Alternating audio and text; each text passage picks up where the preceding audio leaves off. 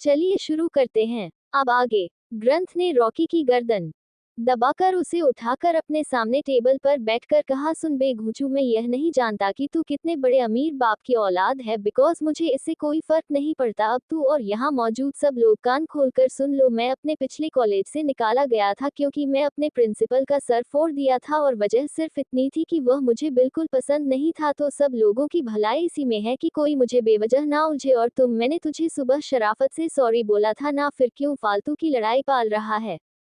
Rocky कुछ बोलना, तभी अद्वैत उससे बोला, रॉकी तुझे पता है ना कि हम कौन है, फिर क्यों तू हमसे उलझ रहा है। अदिति ने मेरे बाप से एक बार भी जाकर तेरी शिकायत कर दी ना, तो तेरा अमीर बाप तुझे इस शहर में कहीं दिखाई देगा तो वह है दिल्ली की सड़कें, समझा। तेरा सारा स्टाइल धरा का धरा रह जाएगा। तो फालतू की मुसीबत अपने गले मत पाल, और मेरा आप तो है ही चलती फिरती आफत, अगर किसी के पीछे पड़ गए ना तो बंदे को पागल करके छोड़ते हैं। और ग्रंथ उनका बहुत खास है, इसके लिए तो सुबह हमारी नाक में दम करके रखते हैं। वह नाम तो जानते ही हो उनका, अथर्व सूर्यवंशी। अगर नहीं जानते तो जाकर अपने आप से पूछ लेना, किसी मुसीबत का नाम है अथर्व सूर्यवंशी। यह नाम रॉकी अपने बाप के मुंह से कई बार सुन चुका था कि वह बहुत ही तेज तर्रार और कुछ सनकी टाइप का आदमी है, जिससे उलझने से बड़े बड़े बिजनेसमैन बचते हैं। अब तक तो कॉलेज में सब लोग बस अद्वैत अदिति आकृति को सिर्फ होम मिनिस्टर की पोता पोती की हैसियत से ही जानते थे। अथर्व का नाम तो आज अद्वैत ने पहली बार लिया था, जिससे सब लोग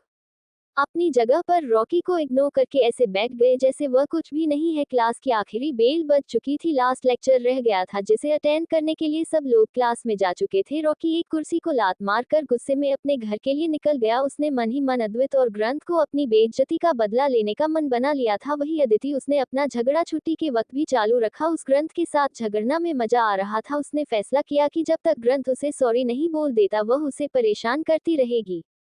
ऐसे ही अगले 4-5 दिन शांति से बीत गए। अथर्व ने सबकी प्रैक्टिस चालू रखी। कल फ्राइडे था और कल शाम को ही वह सबको लेकर मुंबई जा रहा था, इसलिए आज आराध्या और लक्षिता सबको लेकर शॉपिंग पर गई थी ताकि वह हवेली वालों के लिए गिफ्ट खरीद सके। अदिति ने अपनी शॉपिंग वही मुंबई से करने के लिए कह दिया था, तो बच्चे लोग मॉल नहीं गए थे। अगले दिन सब तैयारी हो चुकी थी। सब लोग इतने वक्त बाद मुंबई जाने के लिए काफी एक्साइट थे और शाम की फ्लाइट से सब लोग मुंबई के लिए निकल गए। ठाकुर हवेली में शाम को 7 बजे सब लोग बेसब्री से अथर्व और उसकी पलटन का इंतजार कर रहे थे। आयुष और अखिल, अथर्व और ऋषभ जो कि आदित्य का बेटा है, उन्हें लेकर सबको लाने एयरपोर्ट गए थे। किया हाल में सबके साथ बैठी थी। वह आरती से बोली, मम्मी पापू अब तक आए क्यों नहीं। तब आदित्य उससे बोला, किया तुम अब बड़ी हो गई हो, छोटी थी तब तुम अथर्व को तोतली आवाज में पापू मतलब चाचू बोलती थी, तो अब उसे चाचा या चाचू ही बुलाया करो। तब किया बोली, पर पापा वह तो चाचू बोलने से मना करते हैं, कहते हैं कि मुझे मौसी का कर बुलाओ। इधर आप चाचा खाने को कह रहे हो, मैं कहाँ जाऊं बताए। तब राकेश परी से बोला, उसका बस चले तो हमें सांस लेने के लिए भी मना कर दे हूं, तुम उसे चाचा ही बुलाने। ठीक है। तब किया बोली, जी दादू। तभी बाहर से 2-3 गाड़ियां रुकने की आवाज आई तो किया खुशी से चिल्लाते हुए बोली, पापू आ गए। इतना कहकर वह बाहर भाग गई। तभी राकेश उसे भागते हैं देख घूरते हुए बोला, यह नहीं सुधरेंगी। तब आदित्य भी खड़ा होता हुए बोला, आप भूल रहे हैं उसे बिगाड़ा किसने है। और तभी अद्वैत दादी गर्लफ्रेंड कहकर हवेली के अंदर भागता हुआ आया। उसके पीछे अदिति भी दौड़ती हुई है और अद्वैत को पीछे धकेलते हुए बोली, वह मेरी दादी है, पीछे है मम्मी के चमचे। बोलते हुए अदिति जाकर मीनल जी के सीने से चिपक गई। मीनल जी को अतिथि को गले लगा कर वैसा ही फील हुआ जैसे अथर्व के उनसे चिपकने पर फील होता था। राकेश अदिति को देखकर दूसरी तरफ जाकर खड़ा हो गया। तभी अनुषा जाकर उसके गले लटकते हुए चिल्लाई, नानू आई मिस यू। आहान भी आकर राधा जी के पैर छूते हुए बोला, नमस्ते नानी। राधा जी ने उसे अपने गले से लगा लिया। रंजीत को देखकर वह फिर उसके गले जा लगा। आकृति भी आकर मोहन जी को नमस्ते करके मीनल जी से मिलने गई। ध्रुविक और अभय ने भी सबको नमस्ते कर बड़ों के पैर छुए। सब लोगों का मिलन चालू ही था, तभी अथर्व 2 बाग हॉल में लाते हुए चिल्लाकर बोला, नालायक को सारा सामान हमारे ऊपर लाद कर भाग आए, रुक जाओ तुम सभी, अभी बताता हूँ सबको। अद्वैत, ध्रुविक, अभय और आहान चारों ने तेजी से अथर्व के पास जाकर उसके और बाकी सबके सारे बैग्स लिए और एक साथ बोले, माफी हुकुम माफी। अथर्व नखरे दिखाते हुए आगे बढ़ गया और चिल्लाते हुए कहा, दादी आई लव यू। वह मीनल जी से चिपक गया और बोला, दादी गाड़ी से यहाँ तक आते हुए मैं बहुत थक गया हूँ, जल्दी से मुझे पप्पी दो और मुझे चार्ज कर दो। मीनल जी ने तुरंत अथर्व के गालों को चूम लिया तो अथर्व अद्वैत और अदिति की तरफ आंखें नचाने लगा। तब अदिति मीनल जी से बोली, आपने मुझे तो पप्पी दी ही नहीं, मैं वापस जा रही हूँ। तब अथर्व ने अदिति को पकड़ लिया और कहा, ये लो दादी, मेरी मंगू को भी किस कर दो। तभी अद्वैत किचन की तरफ जाते हुए बोला, मैं भी फिर रोहिणी दादी से चुम्मी लूंगा। सबने अथर्व की तरफ देखा जो तमतमा गया था। वह अद्वैत को रोकते हुए बोला, हाँ हाँ जहाँ पप्पी क्या पप्पा ले लेना लाइक, और हमेशा के लिए यही रह लेना उन्हीं के पास। अद्वैत रुक गया और वापस आते हुए बोला, मैं तो मजाक कर रहा था पापा। वह अथर्व के कंधे पर अपने गाल करते हुए बोला, सॉरी पापा, पर आप उनसे नाराज क्यों रहते हैं, कितनी अच्छी तो है वह। तभी ने आरती अद्वैत से बोली, अभी मुझसे नहीं मिलेगा। तभी अद्भुत उसके पास जाकर बोल, हेलो परी मासी। आरती ने उसे गले से लगा लिया और कान में बोली, अभी बेटा तुझे कितनी बार मना किया है अपने पापा के सामने मम्मी के बारे में ज्यादा बात मत किया कर। फिर आरती ने अथर्व से कहा, अथर्व आराध्या राधिका और रीति कहाँ है। तभी दरवाजे से अंदर आते हुए आराध्या बोली, हम यहाँ हैं दीदी। तीनों औरतें अंदर आ गई थी। पीछे अखिल और ऋषभ उनके बैग लेकर आ रहे थे। वह तीनों जाकर सबसे मिलने लगी, जिसे अथर्व का ध्यान रोहिणी से हट गया। रोहिणी भी वहीं आ गई थी तो अहान और अनुषा उससे भी बड़े प्यार से मिले। अथर्व उसे तिरछी नजरों से घर रहा था। उसका बस चलता तो वह अनुषा और आह्वान को भी उससे बात नहीं करने देता। सबक मिलन झूलना होने के बाद अथर्व और सब लोग फ्रेश होने चले गए। अथर्व पहले ही हॉल में आकर मिनल जी के पास बैठ गया। तब राकेश उसे घूरते हुए बोला, खुद ना सही अपने बच्चों को तो उनकी दादी से मिलने से उन्हें मत रोको। तब अथर्व बोला, कौन सी दादी, जब मैं ही आप लोगों का कुछ नहीं हो तो वह कैसे आपके पोता पोती हुई। तब राकेश बोला, और कब तक उनसे छुपा लगे कि मैं और रोहिणी ही उनके रियल ग्रैंड पेरेंट्स है, ना कि दिल्ली में बैठे वह नाटकबाज लोग। अथर्व प्रिया जी और प्रीतम जी के लिए नाटकबाज शब्द सुनकर ही बौखला गया। वह मीनल जी से बोला, देख लो दादी, इस आदमी को आज तक भी शर्म नहीं आए, और उनका प्यार तो चलो है नाटक मान लिया मैंने, लेकिन इस आदमी को तो कभी नाटक भी करना नहीं आया। अगर बच्चों को उनकी और उनकी बीवी की करतूत पता चल गई ना तो वह आपके पास आने के लिए भी कभी इतना खुश नहीं होंगे। बात करना तो दूर, वह यहाँ दोबारा मुड़कर भी नहीं देखेंगे। तब आदित्य अथर्व से बोल, अथर्व शुरुआत तुमने की है तो प्लीज चुप हो जाओ। तब अथर्व उसे भी घूरते हुए बोला, हाँ शुरुआत तो मैं ही की थी, पैदा होने की है ना।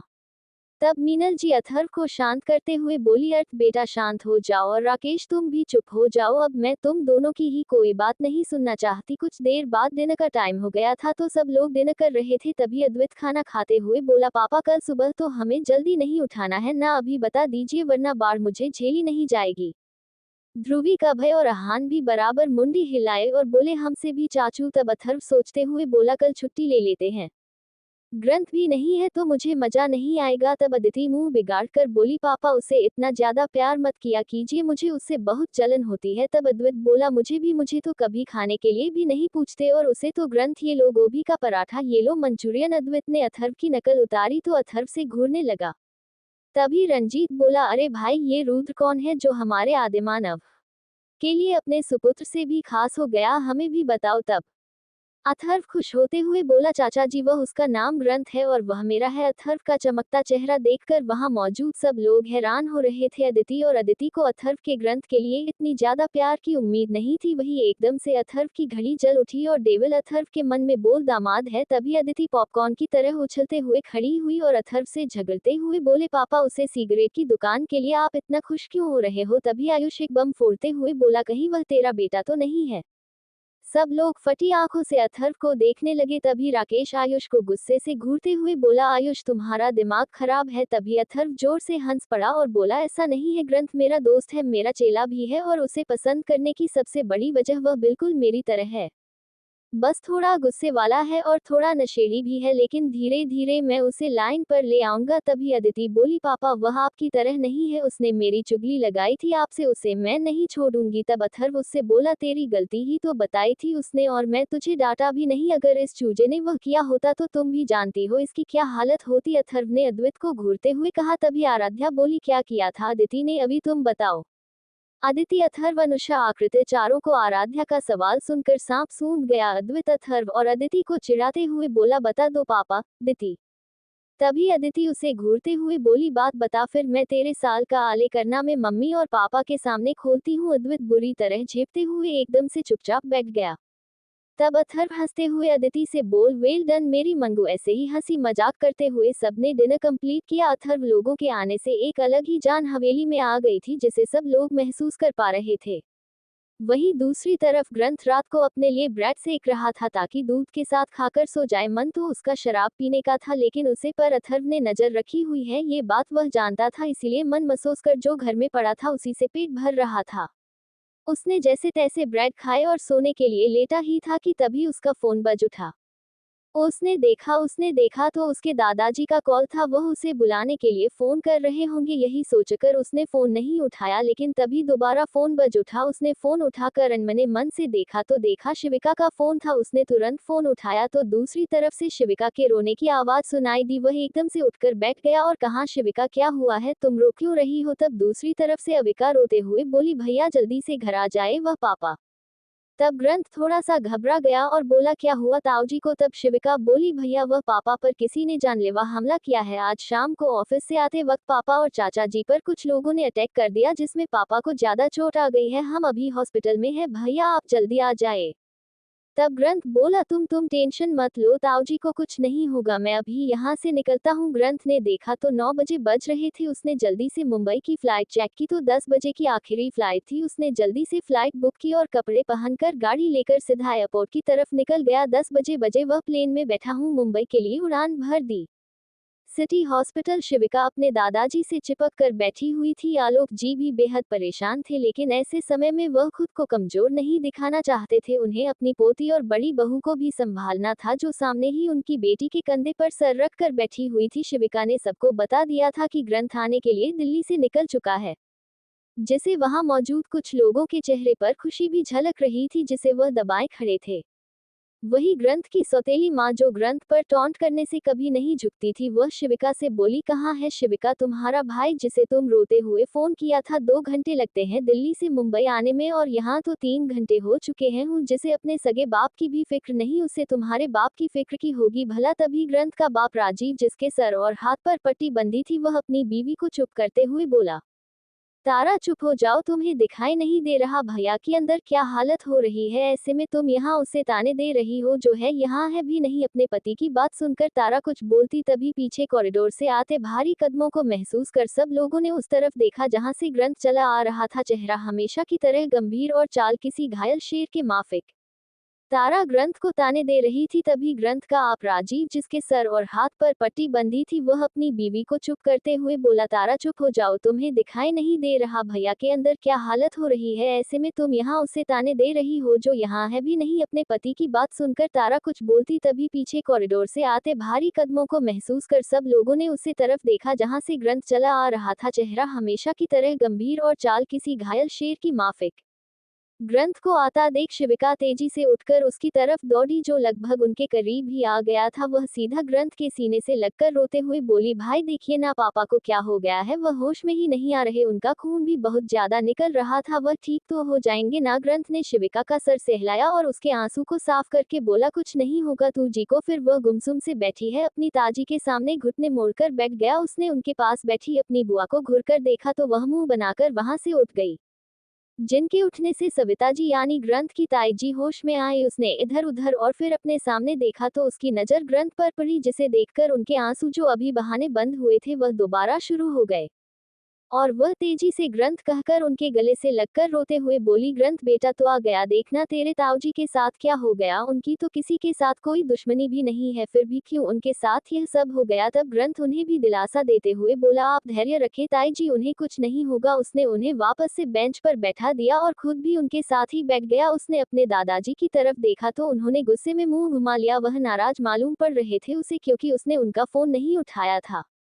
तभी तारा ग्रंथ को ताना मारते हुए बोली, अरे वह तुम्हें सिर्फ अपने ताऊजी की चिंता है, जरा नजर उठाकर देखो तुम्हारे पापा को भी कितनी चोट आई है। ग्रंथ ने एक नजर अपने आप पर डाली, जो उसे ही देख रहा था। ग्रंथ ने अपना चेहरा घूम लिया और बड़े ही तीखे लहजे में कहा, हुआ इनका बेटा कहाँ गया जो मुझे इनका हाल चाल लेना पड़े? मेरे पास फालतू लोगों के लिए जरा भी वेस्ट करने के लिए टाइम नहीं है। राजीव राजपूत, जो कि ग्रंथ का बाप था, उसकी बात सुनकर उन्हें बहुत गुस्सा आया। ग्रंथ पर वह कुछ बोलता है तभी डॉक्टर बाहर आ गए। किसी और से पहले ग्रंथ ने डॉक्टर से पूछा, डॉक्टर कैसे हैं वह? तब डॉक्टर ग्रंथ को देखकर बोले, आप कौन है पेशेंट की? ग्रंथ ने डॉक्टर को घुरकर देखा और कहा कि आप मुझे उनके बारे में तभी बताएंगे जब मैं उनसे अपने रिश्ते का क्लेरिफिकेशन दूंगा।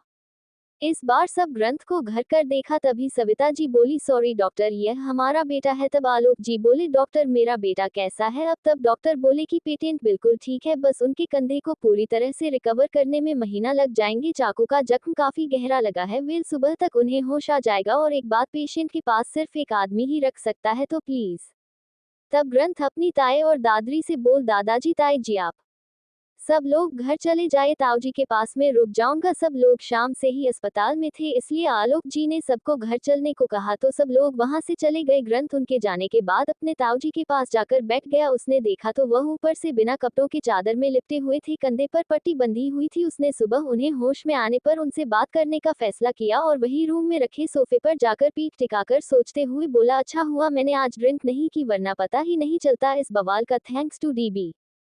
वहीं दूसरी तरफ जब ग्रंथ एयरपोर्ट की तरफ जा रहा था तो उसे पर नजर रख रहे आदमी ने तुरंत अथर्व को फोन करके बता दिया कि ग्रंथ मुंबई की फ्लाइट में बैठकर निकला है। अथर्व ने सुबह ग्रंथ को फोन करने का सोच और सो गया। अगले दिन सुबह अथर्व ने जागने के साथ ही ग्रंथ को फोन किया तो उसे पता चला कि ग्रंथ के ताऊजी हॉस्पिटल में है। तो अथर्व ने उसे उनका ध्यान रखना को कहा और उठकर नीचे आया तो देखा सभी बच्चे सोफे पर फैले हुए थे। आराध्या सबको चाय दे रही थी। अथर्व को आता देख आकृति प्रकार उनके पास गई और बोली, चाचू हमने सगाई की शॉपिंग नहीं की है तो आप हमारे साथ चलोगे? तब अथर्व बोला, तुम सब अपने भाइयों को लेकर चली जाओ, ना रुको। अव्यान तुम सबसे बड़े हो तो पूरी पलटन को लेकर मॉल चले जाना, ठीक है ना? तब अदिति बोली, पर पापा हमें तो आपके साथ जाना था। तब अथर्व बोला, मुझे किसी काम से बाहर जाना है तो मैं लंच से पहले नहीं आ पाऊंगा, चलो यह मेरे कार्ड ले लो और जो चाहे खरीद लेना। अदिति ने लपक कर कार्ड ले लिया और बोली, ओके पापा। बच्चा पार्टी का सुलगता देख अथर्व आराम से सोफे पर बैठते हुए रंजीत से बोला, चाचा जी अपनी गाड़ी मुझे दे दीजिएगा, मुझे नाश्ते के बाद कहीं जाना है। उसकी बात सुनकर हवेली के सभी लोग उसे घूरने लगे तो आराध्या अथर्व से बोली, यहाँ पर क्या काम है तुम्हें? रंजीत भी बोला, हाँ हाँ बताओ अथर्व, बिना काम बताए तुम हवेली से बाहर नहीं जा सकते। तब अथर्व आराध्या से बोला, वह ग्रंथ के ताऊजी का एक्सीडेंट हो गया था कल, तो मैं उन्हें ही देखने जा रहा हूँ। अद्वैत लोगों ने जैसे ही अथर्व की बात सुनी तो वह सब उसके पास आ गए। अद्वैत बोला, पापा क्या हुआ ग्रंथ के ताऊजी को, क्या मैं भी साथ में चलूं? तब अथर्व बोला, नहीं तुम सभी लड़कियों के साथ शॉपिंग पर चले जाना और सबका ध्यान रखना, समझ गए ना? तब अद्वैत ने हाँ में गर्दन हिलाई। तब अदिति बोले, पापा उसे सिगरेट की दुकान में हमें तो कुछ भी नहीं बताया। तब अथर्व बोला, उसे खुद रात में पता चला, खैर जब वह घर पहुंच जाएगा तब तुम सब भी उन्हें देखने चले जाना, अभी मौका है, मेरे कार्ड इस्तेमाल करके जितना चाहे लूट को, शाम को मुझे ये सारे वापस चाहिए। नाश्ते के बाद अथर्व हॉस्पिटल चला गया जहां ग्रंथ के घर वाले भी पहुंच चुके थे। चरण जी को होश आ गया था और सब उनका हाल चाल ले रहे थे। ग्रंथ सबसे पीछे सोफे पर बैठा सामने खड़े अपने सौतेले भाई हर्षद को घूर रहा था, जो हाथों में फूलों का बुके लेकर खड़ा था जो चरण जी के लिए लाया था। उसके चेहरे पर ग्रंथ को देखकर एक अजीब सा व्यंग था, जैसे कह रहा हो तुम खाली हाथ आ गए और मैं फूल लेकर आया हूँ। सब लोग चरण जी का हाल चाल पूछ रहे थे और ग्रंथ सबसे पीछे सोफे पर बैठा ये सब देख रहा था। ग्रंथ का सौतेला भाई हर्षद हाथों में फूलों का बुके लेकर खड़ा था जो वह चरण जी के लिए लाया था। सबके मिलने के बाद आखिर में हर्षद चरण जी के पास आया और फूल उनकी टेबल पर रखकर बोला, अब कैसी तबीयत है आपकी ताऊजी? चरण जी ने ठीक हूँ कहा और बोले, ग्रंथ बेटा। ग्रंथ जल्दी से उठकर उनके पास आया तो वह बोले, ग्रंथ बेटा बड़े दिन हो गए थे तुझे देखे तो ठीक है ना? तब ग्रंथ उनके हाथ पकड़कर बोला, मैं बिल्कुल ठीक हूँ ताऊ जी, बस आप ही ठीक नहीं हो। उन दोनों को बात करता देख हर्षद, उसकी माँ और चाचा और बुआ जी का जहां मुंह बन गया वहीं राजीव की आंखें ग्रंथ और चरण जी के हाथों पर जम गई। मन में एक तीव्र एहसास नहीं जन्म लिया जिसे वह समझ नहीं पाया। तभी डॉक्टर चरण जी के चेकअप के लिए आए तो सब लोग रूम से बाहर आ गए, सभी बेंच पर बैठ गए। ग्रंथ ने अपनी ताई जी को बिठाया, तभी एक बड़े से फूलों के बुके के पीछे चेहरा छुपाए को आदमी ग्रंथ के पीछे आकर खड़ा हो गया, जिस पर फिलहाल किसी ने ध्यान नहीं दिया। तभी उसे आदमी ने ग्रंथ की कमर में चुटकी काटी जिससे वह उछलकर दूर खड़ा हो गया और जोर से बोला, आ कौन हो तुम? सब लोग ग्रंथ के उछलने और चिल्लाने से चौंक गए और सब ने उसे बुके वाले आदमी की तरफ देखा। ग्रंथ का तो दिल अभी भी धक धक कर रहा था। तभी अथर्व ने अपने मुंह के सामने से बुके हटाया और कहा, सरप्राइज। अथर्व को सुबह सुबह वहां देखकर ग्रंथ घबराकर पीछे हट गया और बोला, आप यहाँ क्या कर रहे हो डीबी? वही राजपूत परिवार के बच्चों को छोड़कर सब बड़े लोग अथर्व को कई दफा टीवी पर देख चुके थे और मैगजीन में उसके आर्टिकल्स पढ़ चुके थे। बिजनेस की दुनिया में अथर्व समिति उसके 4 दोस्तों का खूब नाम था, इसलिए सब लोग अथर्व को वहां देखकर चौंक गए। वही अथर्व ग्रंथ से बोला, मैंने तुझे टॉर्चर नहीं किया था ना सुबह, तो बस में इसलिए आ गया।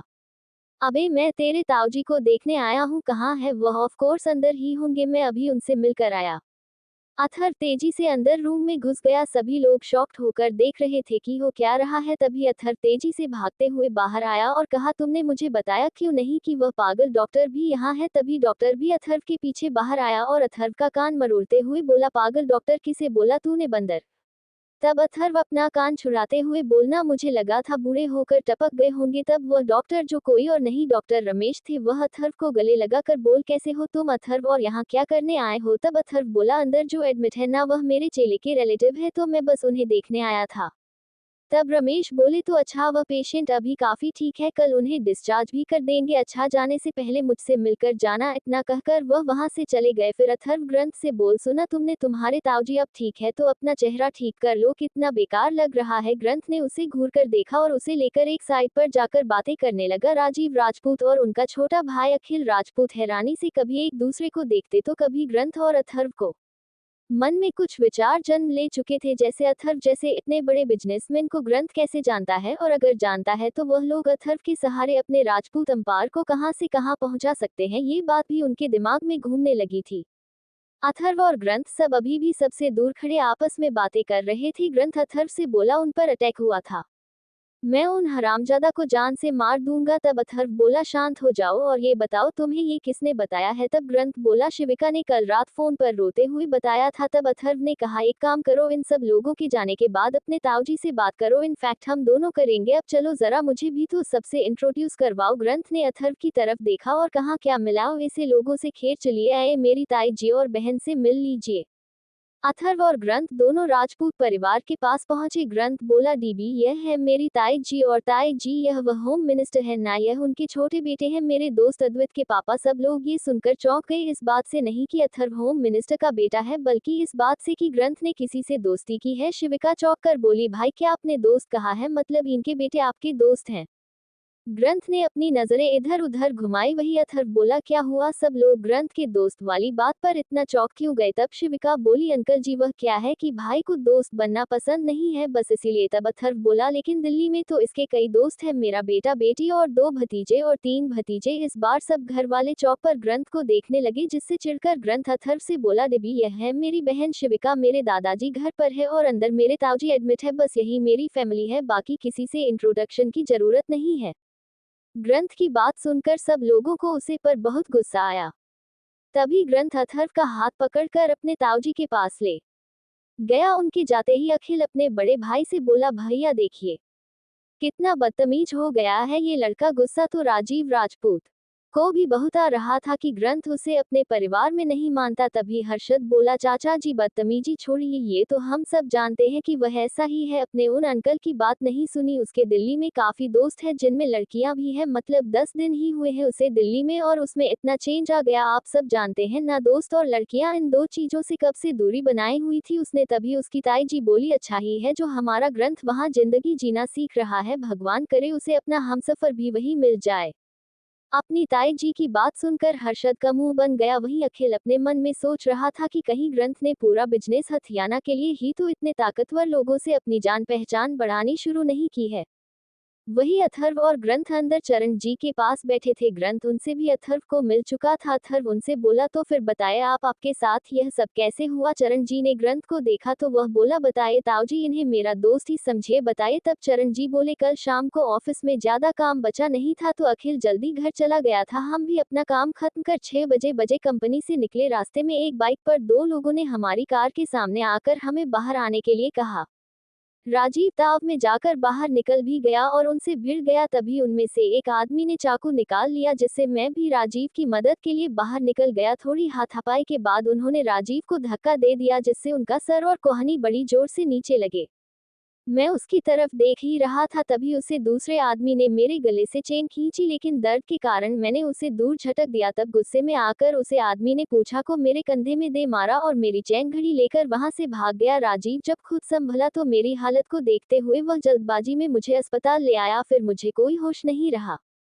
चरण जी अथर्व और ग्रंथ को उनके साथ हुए हादसे के बारे में बता रहे थे। सारी बात सुनकर अथर्व बोला, आपके भाई के साथ लूटमारी नहीं हुई क्या।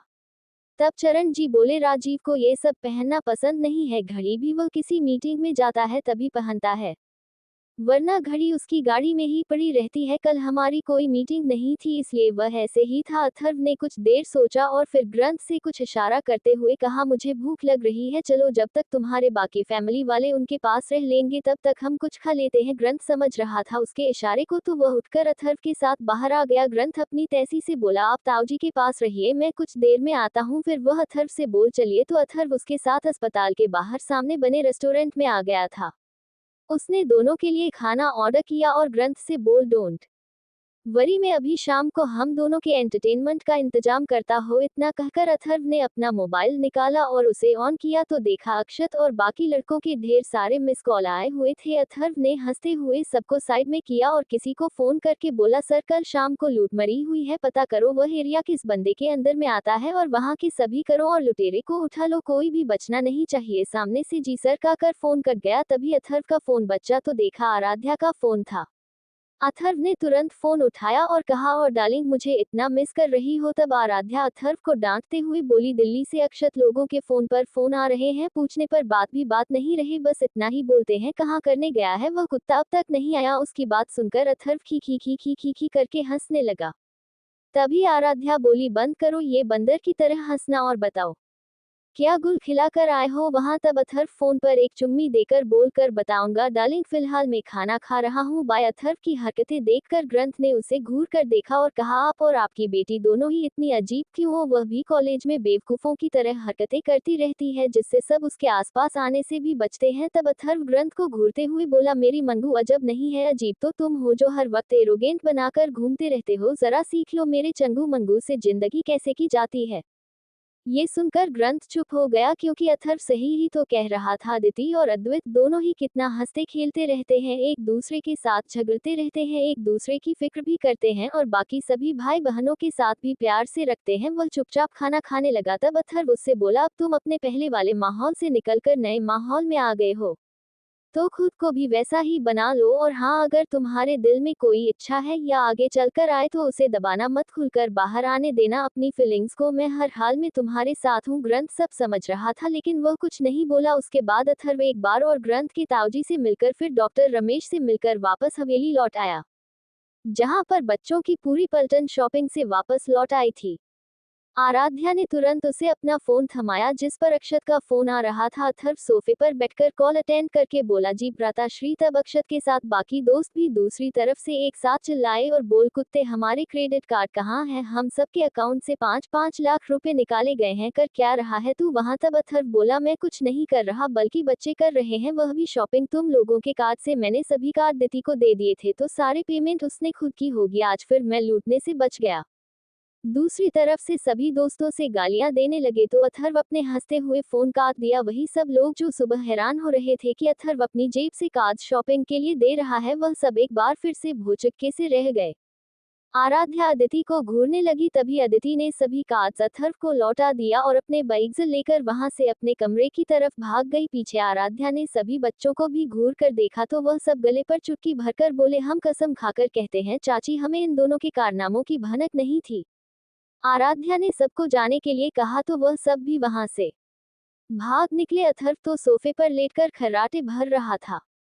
ठाकुर हवेली में अथर्व शाम तक सोता रहा। जब उसे भूख लगी तब जाकर वह उठा। उसने देखा तो राकेश उसके सामने ही सोफे पर बैठा चाय पी रहा था। अथर्व नहीं जल्दी से टाइम देखा, कहीं रात तो नहीं हो गई। उसने देखा तो 6 बजे थे। वह उठकर बैठ गया और इधर उधर देखने लगा। तब राकेश चाय का घट पीकर बोला, सब लोग माँ के कमरे में है। अथर्व तुरंत उठकर मीनल जी के कमरे की तरफ चला गया। राकेश उसे जाते हुए देखा रहा। आज उसके दिल में बेचैनी सी हो रही थी और पसीना भी बार बार आ रहा था, जिसके बारे में उसने किसी को कुछ भी नहीं बताया था। कंपनी से भी वह जल्दी आ गया था। मीनल जी के कमरे में सभी बच्चे और बाकी की औरतें बैठी थी, सभी हंसी मजाक कर रहे थे। अदिति मीनल जी की गोद में कर रख कर लेती बोली, अच्छा दादी, आप कभी हमारे घर क्यों नहीं आती, ना ही दादाजी आते हैं, हमारे बड़े दादू तो दादाजी के भाई हैं, ना आप दोनों को छोड़कर बाकी सब वहाँ आते हैं, यहाँ तक कि आपका वह गुस्सेल खूंखार बेटे भी। मीना जी के पास अदिति की बात का कोई जवाब नहीं था। वह और बाकी सब बड़ी और तेज जो सच जानती थी वह सब खामोश हो गई। तभी अथर्व सबके बीच में घुसते हुए बेड पर आया और अतिथि को एक तरफ धकेलते हुए कहा, अदिति की बच्ची है, मेरी जगह से यह मेरी दादी है और उनकी एक एक चुम्मी लाड़ दुलार पर सिर्फ द ग्रेट अथर्व का हक है। अदिति उठकर नाक फूलते हुए बैठ गई और अथर्व के ऊपर गिरते हुए बोली, ठीक है फिर मुझे इस वक्त अपने पापा और उनका लड़ चाहिए। कमरे में मौजूद सब लोग उन दोनों को अजीब नजरों से घूरने लगे। तभी अद्वैत बेड पर खुदा और अथर्व और अदिति दोनों की ही टांग पकड़कर मीनल जिसे दूर खींचकर खुद उनकी गोद में सर रखकर बोला, दादी ये दोनों इस दुनिया के प्राणी नहीं है, आप बस मुझे द ग्रेट अद्वैत को प्यार कीजिए बस। फिर क्या था, अथर्व और उसके चंगू मंगू ने कमरे में आतंक मचा दिया। आराध्या ने मीनल जी का हाथ पकड़ा और बोली, दादी ये तीनों ऐसे ही है, वहाँ दादाजी के लिए भी ऐसे ही झगड़ते हैं। आप और बाकी सब लोग बाहर चलिए, अब यह आदिमानव यहाँ आ गया है तो किसी को भी कुछ नहीं करने देगा।